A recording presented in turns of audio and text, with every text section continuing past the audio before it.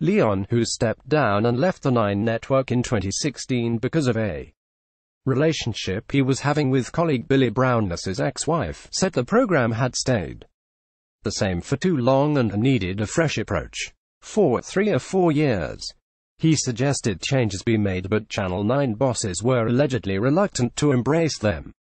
Because there were no ratings troubles, I always felt that the show, in its 24th year, having had basically the same format as it had when it started in 1995, needed freshening up. Lyon told, in fact, changing dramatically. Craig Hutchison took over the hosting duties from Lyon alongside Rebecca Madden, but was axed midway through last year and replaced with Eddie Maguire. The 42-year-old said poor ratings during his time at the desk led to the Collingwood president being called up to take his chair. The numbers weren't there.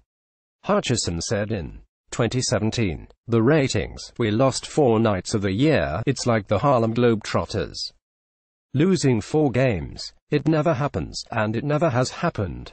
The only discernible difference to the year before was me. I have to take it on the chin and take full responsibility for it." Lyon sympathized with Hutchison, saying he was handed a no-win at that particular stage of and his career under Maguire's stewardship has undergone several changes, including the move to a sleeker set and an increased focus on genuine football matters rather than over-the-top comedic skits.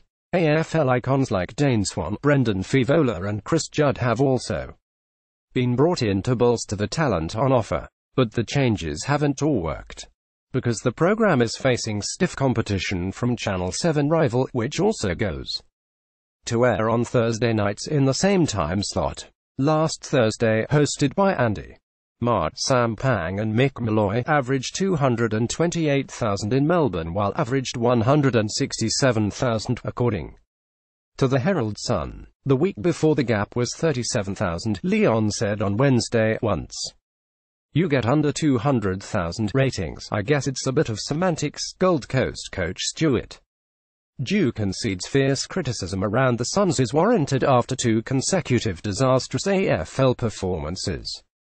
The Suns have come under fire following the 108-point loss, the 6th defeat in a row, to fellow expansion club Greater Western Sydney last Saturday.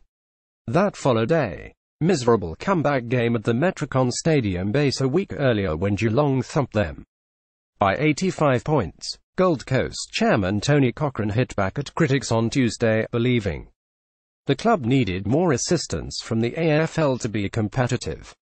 Despite their struggles to sit 15th on the ladder, Dew says his team is in good spirits and believes his players can bounce back against St Kilda this Saturday. There has been harsh criticism, but that's warranted when you have a performance like against GWS, Dew told reporters on Wednesday.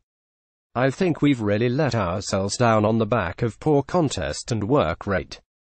So we'll look for a big improvement in that area. Dew says the resilience of his side needed to improve after scoring a total of just 2 points in the last 3 final quarters, but he doesn't believe fitness is to blame. The game is done at 3/4 time and the whole team knows that. Dew said, the disappointing part was we set ourselves to try and win that last quarter to salvage something from the game, and we didn't, and that's why it blows out. After a dominant performance in the NEAFL, midfielder Jared Lyons is definitely in the mix. For a recall, I thought Lyons started the season strongly, but then his 3 games before we put him back in the NEAFL, I thought his work rate dipped.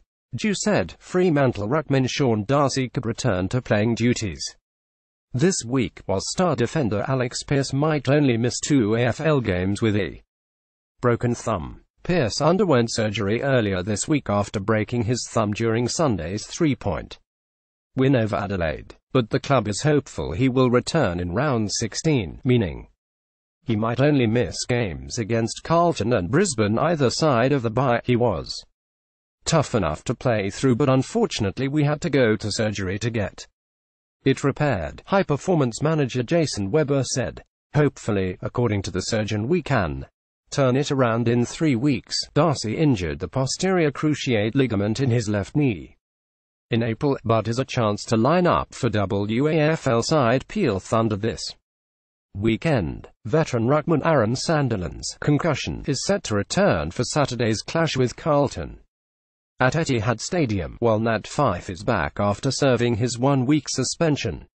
Harley Bennell could return to WAFL action this weekend if he has no further setbacks with his calf. And in some other good news on the injury front, the Hill brothers are getting closer to making the returns. Brad Hill hasn't played since injuring his knee in round 2, but he is expected to return to WAFL action on July 1. Hill must play at least one WAFL game because it will serve as his one-match AFL ban for last month's off-field misdemeanor at a Scarborough night spot.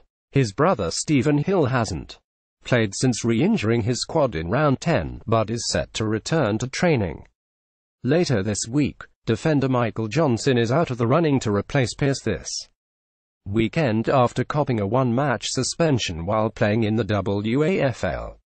But Taylor Duman could come back in after recovering from his unusual back injury.